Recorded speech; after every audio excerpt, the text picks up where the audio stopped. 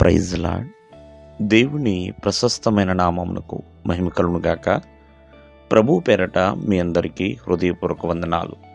ఈ ఉదయకాలము దేవుని వాక్యాన్ని విందాం. యోవేలు గ్రంథము 2వ అధ్యాయము 11వ వచనము. ఆయన దండు బహు గొప్పదై ఉన్నది, ఆయన ఆజ్ఞను నెరవేర్చున్నది బలము గలది.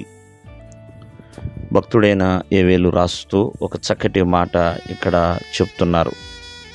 యెహోవా తన సైన్యమును నడిపిస్తున్నాడు, మరి ఉరుము వలె గర్జించుచున్నాడు అని. దేవుని దండు బహు గొప్పదై ఉన్నదండి. అంటే దేవుని సైన్యం బహు గొప్పగా ఉంది. ఎవరైతే ఆయన ఆజ్ఞను నెరవేర్చుచున్నారో మరి ఆ నెరవేర్చున్నది బలము గలది అని. మరి యెహోవా దినమున యెహోవా తన సైన్యముతో 1000 ఏండ్ల పరిపాలన ఇక్కడ కొనసాగుతుందండి. కానీ అటువంటి సమయాల్లో ఎవరు కూడా తప్పించుకోలేరు. కావున ఆ దినము బహుభయంకరంగా ఉంటుంది. కాబట్టి మరి దేవుడు తన పరిశుద్ధ పర్వతం మీద హెచ్చరిక ఎప్పుడైతే చేయబోతున్నాడో ఆ దినము సమీపము కాక మునిపే ప్రేమైన వాళ్ళరా, ప్రతి ఒక్కరూ కూడా ప్రభువును నమ్మిన వారిగా జీవించాలి.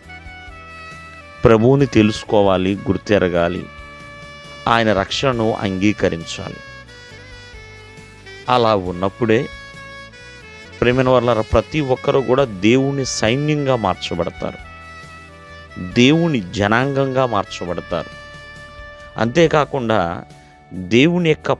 దేవునితో కలిసి పరిపాలన చేయగలుగుతారు. కావున ఈ ఉదయకాలం ముందు ఆలోచించండి. దేవుని సైన్యము బహు గొప్పదండి. కావున ఆ బహు గొప్పదైన ఆయన సైన్యం ఎదుట ఎవరు నిలవబడగలుగుతారు? యెహోవా తన సైన్యమును నడిపించుచు ఉరుము వలె గర్జిస్తున్నాడు అని.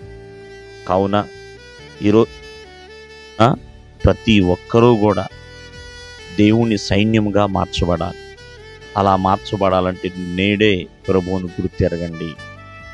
ఒకవేళ ఏదన్నా తప్పిదములో పాపములో ఉంటే ప్రభువుకి ప్రార్థన చేసి మనఃపూర్వకంగా ప్రభు యొద్దకు రండి.